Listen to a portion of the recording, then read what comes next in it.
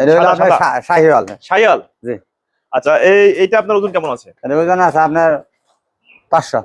500? জি। আর দাম কেমন চাচ্ছেন? এটা দাম চাইতে আপনার 3,20,000। আচ্ছা ভাই, আমরা দেখতেছি যে প্রত্যেকটা গরুর নাম্বার দেওয়া আছে। নাম্বার দেওয়া আছে। নাম্বার আছে। এই নাম্বারে কি বোঝাচ্ছে?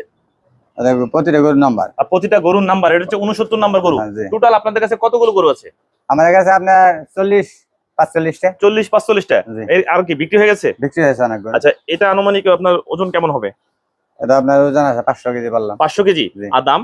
দাম 320। 320। জি। আপনার পিছিয়ে আর একটা দেখি সাদা কালারের, এটা আপনার ইন্ডিয়ান। ইন্ডিয়ান।